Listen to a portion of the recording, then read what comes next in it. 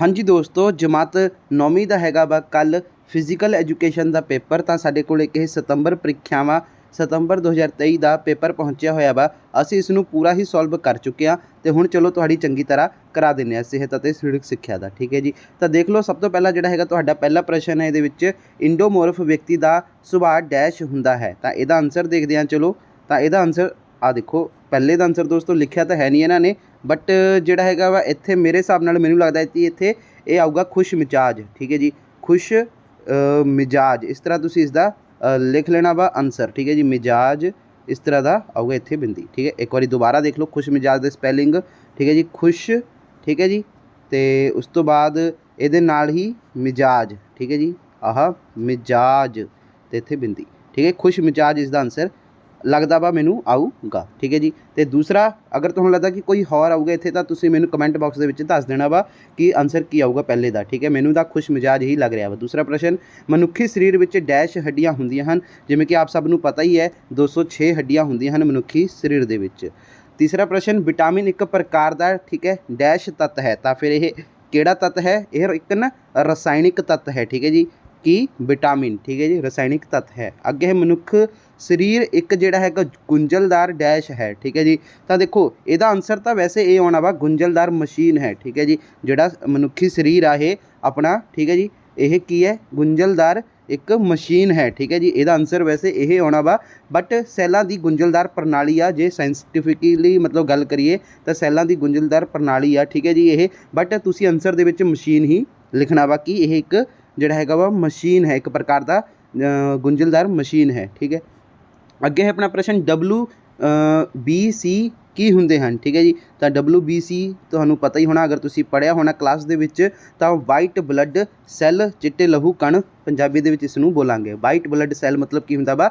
ਚਿੱਟੇ ਲਹੂ ਕਣ। ਠੀਕ ਹੈ, ਅੱਗੇ ਹੈ ਆਪਣਾ ਪ੍ਰਸ਼ਨ ਕੀ ਹੈ? ਥਾਈਪੋਸਿਸ ਦਾ ਅਰਥ ਰੀੜ੍ਹ ਦੀ ਹੱਡੀ ਨੂੰ ਜਿਹੜਾ ਹੈਗਾ ਵਾ ਡੈਸ਼ ਪੈ ਜਾਣਾ ਹੁੰਦਾ ਹੈ। ਤਾਂ ਇਹਦਾ ਆਨਸਰ ਕੀ ਆ ਜਾਏਗਾ? ਇਹਦਾ ਆਨਸਰ ਵੀ ਤੁਸੀਂ ਦੇਖ ਸਕਦੇ ਹੋ। ਹਾਂਜੀ, ਤਾਂ ਕੁੱਬ ਪੈਣਾ ਹੁੰਦਾ ਵਾ ਇਹਦਾ ਦੋਸਤੋ। ਠੀਕ ਹੈ ਜੀ, ਪਹਿਲਾਂ ਇੱਕ ਕੋਈ ਪ੍ਰਸ਼ਨ ਮਿਸਿੰਗ ਹੋ ਗਿਆ ਮੈਨੂੰ ਲੱਗਦਾ। ਮਾਲਿਸ਼ ਇਲਾਜ, ਹਾਂਜੀ ਆਹ ਰਹਿ ਗਿਆ ਨਾ, ਮਾਲਿਸ਼ ਇਲਾਜ ਡੈਸ਼ ਵਿਧੀ ਹੈ। ਠੀਕ ਹੈ ਜੀ, ਤਾਂ ਕੀ ਵਿਧੀ ਹੈ ਇਹ ਦੋਸਤੋ? ਪੁਰਾਤਨ ਵਿਧੀ ਹੈ। ਠੀਕ ਹੈ ਜੀ, ਇਹਦਾ ਆਨਸਰ ਤੁਸੀਂ ਆਹ ਦੇਖ ਸਕਦੇ ਹੋ, ਪੁਰਾਤਨ ਵਿਧੀ ਹੈ।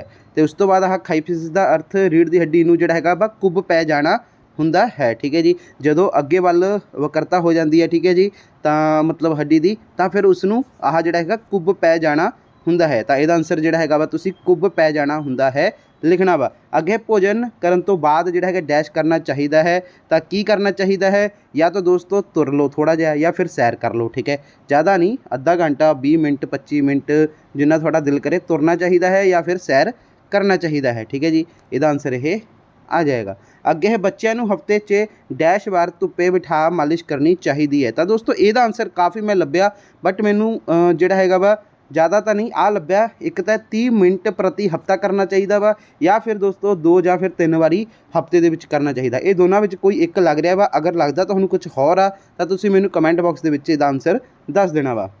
ਅੱਗੇ ਹੈ ਕਸਰਤਾਂ ਸਰੀਰ ਦਾ ਵਾਧੂ ਜਿਹੜਾ ਹੈਗਾ ਵਾ ਡੈਸ਼ ਨੂੰ ਨਸ਼ਟ ਕਰ ਦਿੰਦੀਆਂ ਹਨ। ਤਾਂ ਇੱਥੇ ਕੀ ਆ ਜਾਏਗਾ ਆਪਣਾ ਦੋਸਤੋ? ਸਿੰਪਲ ਜੀ ਗੱਲ ਆ, ਕੀ ਕਰਦੀ ਹੈ ਕਸਰਤ?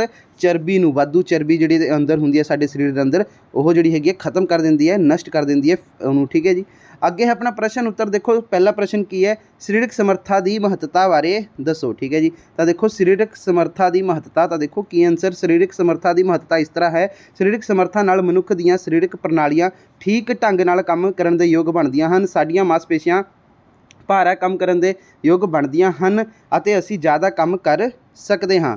ਤਾਂ ਇਹ ਤੁਹਾਡਾ ਆਨਸਰ ਹੋ ਗਿਆ। ਅਗਲਾ ਪ੍ਰਸ਼ਨ, ਵਿਟਾਮਿਨ ਡੀ ਕੀ ਹੈ? ਇਸ 'ਤੇ ਜਿਹੜਾ ਹੈਗਾ ਵਾ ਨੋਟ ਲਿਖੋ। ਤਾਂ ਦੇਖੋ ਵਿਟਾਮਿਨ ਡੀ ਕੀ ਹੈ? ਵਿਟਾਮਿਨ ਡੀ ਹੱਡੀਆਂ ਦੇ ਵਿਕਾਸ ਲਈ ਲੋੜੀਂਦਾ ਹੈ ਅਤੇ ਸਰੀਰ ਦੇ ਵਿਕਾਸ ਕਰਦਾ ਹੈਗਾ ਵਾ। ਇਹ ਮਾਸਪੇਸ਼ੀਆਂ ਅਤੇ ਨਾੜੀਆਂ ਨੂੰ ਵਧੇਰੇ ਕਿਰਿਆਸ਼ੀਲ ਬਣਾਉਂਦਾ ਹੈ। ਇਹ ਕੈਲਸ਼ੀਅਮ ਅਤੇ ਫਾਸਫੋਰਸ ਦੇ ਅਨੁਪਾਤ ਨੂੰ ਸਹੀ ਰੱਖਦਾ ਹੈ। ਇਸ ਨਾਲ ਹੱਡੀਆਂ ਮਜ਼ਬੂਤ ਰਹਿੰਦੀਆਂ ਹਨ। ਠੀਕ ਹੈ ਜੀ, ਅਗਲਾ ਪ੍ਰਸ਼ਨ ਕੀ ਹੈ? ਮੋਟਾ ਆਹਾਰ 'ਤੇ ਨੋਟ ਲਿਖੋ। ਠੀਕ ਹੈ ਜੀ, ਮੋਟਾ ਆਹਾਰ, ਮਨੁੱਖੀ ਭੋਜਨ ਵਿੱਚ ਜਿਹੜਾ ਹੈਗਾ ਰੇਸ਼ੇਦਾਰ ਕਾਰਬੋਹਾਈਡਰੇਟ ਨੂੰ ਮੋਟਾ ਆਹਾਰ ਆਖਦੇ ਹਨ। ਮੋਟਾ ਆਹਾਰ ਮਨੁੱਖੀ ਭੋਜਨ ਵਿੱਚ ਕੋਈ ਊਰਜਾ ਪ੍ਰਦਾਨ ਨਹੀਂ ਕਰਦਾ। ਇਹ ਪਚ ਕੇ ਬਿਨਾਂ ਕਿਸੇ ਪਰਿਵਰਤਨ ਦੇ ਮਲ ਨਿਕਾਸ ਕਿਰਿਆ ਰਾਹੀਂ ਜਿਹੜਾ ਹੈਗਾ ਵਾ ਬਾਹਰ ਨਿਕਲ ਜਾਂਦਾ ਹੈ, ਕਿਉਂਕਿ ਇਸ 'ਤੇ ਪਾਚਕ ਰਸਾਂ ਦਾ ਕੋਈ ਪ੍ਰਭਾਵ ਨਹੀਂ ਪੈਂਦਾ। ਇਹ ਸਰੀਰ ਵਿੱਚੋਂ ਮਲ ਨੂੰ ਬਾਹਰ ਕੱਢਣ ਵਿੱਚ ਸਹਾਈ ਹੁੰਦਾ ਹੈ। ਇਹ ਭੋਜਨ ਵਿੱਚੋਂ ਪਾਣੀ ਨੂੰ ਸੋਖ ਕੇ ਬਚੇ ਹੋਏ ਪਦਾਰਥਾਂ ਦੀ ਮਾਤਰਾ ਨੂੰ ਵਧਾ ਦਿੰਦਾ ਹੈ ਅਤੇ ਉਹਨਾਂ ਨੂੰ ਵੱਡੀ ਜਿਹੜੀ ਹੈਗੀ ਆਂਤੜੀ ਰਾਹੀਂ ਬਾਹਰ ਕੱਢਣ ਦੀ ਗਤੀ ਨੂੰ ਤੇਜ਼ ਕਰ ਦਿੰਦਾ ਹੈ। ਭੋਜਨ ਵਿੱਚ ਮੋਟਾ ਆਹਾਰ ਦੀ ਵੱਧ ਮਾਤਰਾ ਹੋਣ ਨਾਲ ਵਿਅਕਤੀ ਦੀ ਭੁੱਖ ਤੋਂ ਸੰਤੁਸ਼ਟੀ ਹੁੰਦੀ ਹੈ। ਪ੍ਰਾਪਤੀ ਦੇ ਸੋਮੇ ਮੋਟੇ ਆਹਾਰ ਸਬਜ਼ੀਆਂ, ਫਲਾਂ, ਮੂਲੀ, ਸ਼ਲਗਮ, ਠੀਕ ਹੈ ਜੀ, ਅਤੇ ਆਪਣਾ ਗਾਜਰ, ਖੀਰਾ, ਸਲਾਦ, ਹੋਰ ਬਨਸਪਤੀ ਖਾਦ ਪਦਾਰਥਾਂ ਨੂੰ ਛਿਲਕੇ ਸਮੇਤ ਖਾਣ ਨਾਲ ਪ੍ਰਾਪਤ ਹੁੰਦੀ ਹੈ। ਮੋਟਾ ਆਹਾਰ ਦੀਆਂ ਹਾਨੀਆਂ ਇਸ ਦੀ ਘਾਟ ਨਾਲ ਕਬਜ਼ ਅਤੇ ਇਸ ਨੂੰ ਵੱਧ ਮਾਤਰਾ ਵਿੱਚ ਲੈਣ ਨਾਲ ਦਸਤ ਜਿਹੜੇ ਹੈਗੇ ਲੱਗ ਜਾਂਦੇ ਹਨ। ਠੀਕ ਹੈ ਜੀ, ਤਾਂ ਇਹ ਤੁਹਾਡਾ ਆਨਸਰ ਹੋ ਗਿਆ। ਅੱਗੇ ਹੈ ਮਾਲਿਸ਼ ਇਲਾਜ ਬਾਰੇ ਲਿਖੋ। ਠੀਕ ਹੈ ਜੀ, ਮਾਲਿਸ਼ ਇਲਾਜ ਦੇਖਦੇ ਹਾਂ। ਮਾਲਿਸ਼ ਇਲਾਜ ਬੜੀ ਹੀ ਪ੍ਰਾਚੀਨ ਵਿਧੀ ਹੈ।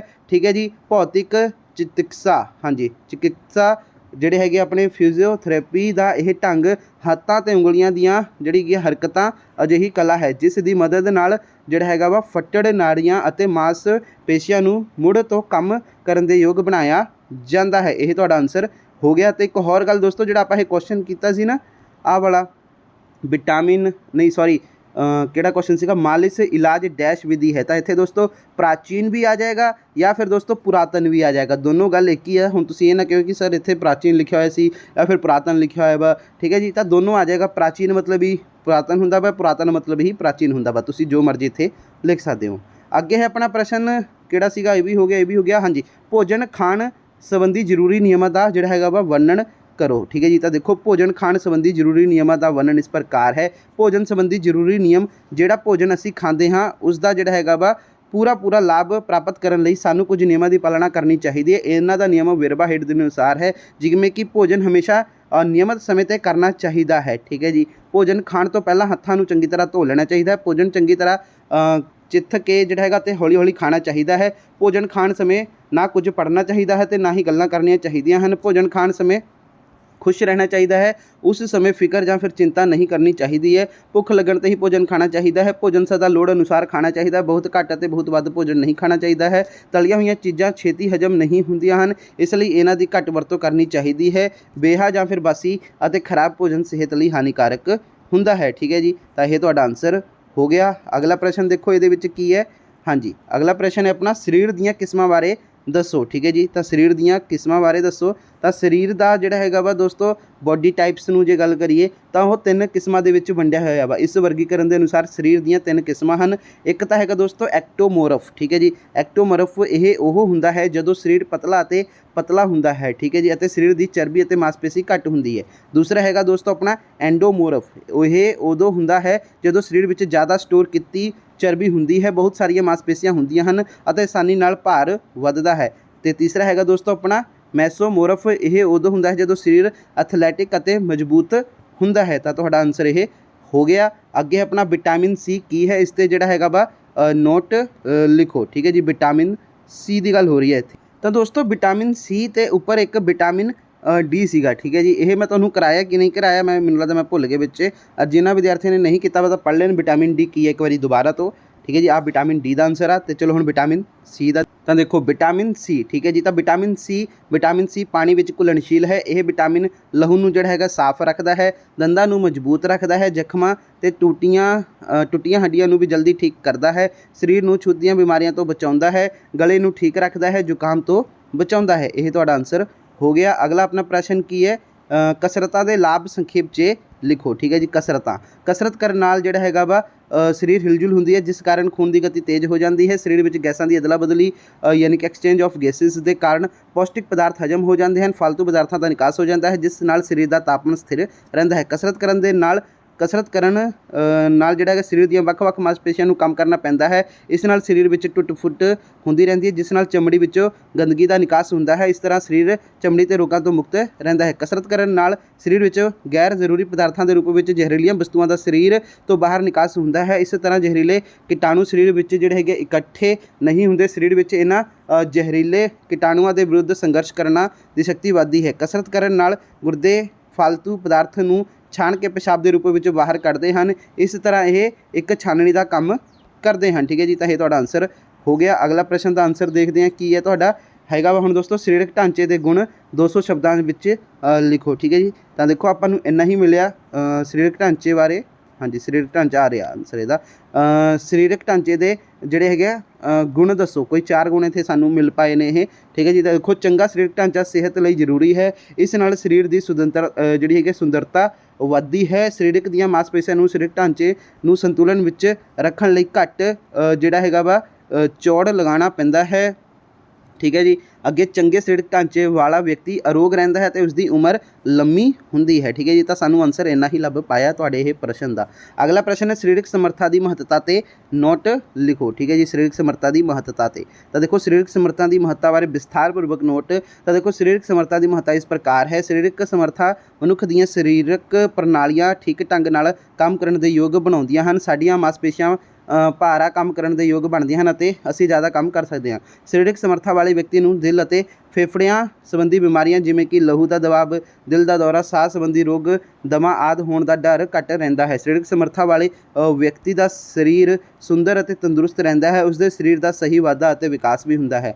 ਸਰੀਰਕ ਸਮਰੱਥਾ ਨਾਲ ਵਿਅਕਤੀ ਦਾ ਆਪਣੇ ਸਰੀਰ ਉੱਪਰ ਕੰਟਰੋਲ ਬਣਿਆ ਰਹਿੰਦਾ ਹੈ। ਉਸ ਦੇ ਦਿਮਾਗ ਅਤੇ ਮਾਸਪੇਸ਼ੀਆਂ ਦੇ ਤਾਲਮੇਲ ਵਿੱਚ ਸੁਧਾਰ ਹੁੰਦਾ ਹੈ, ਠੀਕ ਹੈ ਜੀ। ਤਾਂ ਇਹ ਤੁਹਾਡਾ ਆਨਸਰ ਹੋ ਗਿਆ, ਠੀਕ ਹੈ ਜੀ। ਇਸ ਤੋਂ ਬਾਅਦ ਦੇਖ ਲਓ ਕੋਈ ਕੁਐਸਚਨ ਨਹੀਂ ਬਚਿਆ, ਬਸ ਸਾਰਾ ਦਾ ਸਾਰਾ ਇਹ ਜਿਹੜਾ ਕੁਐਸਚਨ ਪੇਪਰ ਸੀਗਾ ਸੋਲਵ ਕਰਕੇ ਜਮਾਤ 9ਵੀਂ ਦਾ ਫਿਜ਼ੀਕਲ ਐਜੂਕੇਸ਼ਨ ਦਾ ਤੁਹਾਡੇ ਸਾਹਮਣੇ ਪੇਸ਼ ਕਰਕੇ, ਠੀਕ ਹੈ ਜੀ, ਪੇਸ਼ ਕਰਕੇ ਤੁਹਾਨੂੰ ਦੱਸ ਦਿੱਤਾ ਵਾ। ਓਕੇ ਦੋਸਤੋ, ਚਲੋ ਫਿਲਹਾਲ ਵੀਡੀਓ ਦੇ ਵਿੱਚ ਆਹੀ ਸੀਗਾ ਅਤੇ ਤੁਹਾਡਾ ਸਾਰਾ ਇਹ ਕੁਐਸਚਨ ਪੇਪਰ ਕੰਪਲੀਟ ਹੋ ਗਿਆ ਵਾ। ਓਕੇ ਦੋਸਤੋ, ਚਲੋ ਠੀਕ ਹੈ ਜੀ। ਇੱਕ ਹੋਰ ਮੈਂ ਵੀਡੀਓ ਪਾਈ ਹੋਈ ਆ, ਉਹ ਜਿਨ੍ਹਾਂ ਨੇ ਨਹੀਂ ਦੇਖੀ ਆ ਉਹ ਦੇਖ ਲੈਣ, ਉਹਦਾ ਲਿੰਕ ਮੈਂ ਡਿਸਕ੍ਰਿਪਸ਼ਨ ਬਾਕਸ ਦੇ ਵਿੱਚ ਦੇ ਦਿੰਦਾ, ਠੀਕ ਹੈ। ਉਹ ਤੁਸੀਂ ਵੀਡੀਓ ਦੇਖ ਲਓ, ਉਹਦੇ ਵਿੱਚ ਵੀ ਇੱਕ ਮੈਂ ਪੇਪਰ ਤੁਹਾਨੂੰ ਫਿਜ਼ੀਕਲ ਐਜੂਕੇਸ਼ਨ ਦਾ ਹੀ ਕਰਾਇਆ ਹੋਇਆ ਵਾ, ਠੀਕ ਹੈ। ਓਕੇ ਦੋਸਤੋ, ਚਲੋ ਠੀਕ ਹੈ।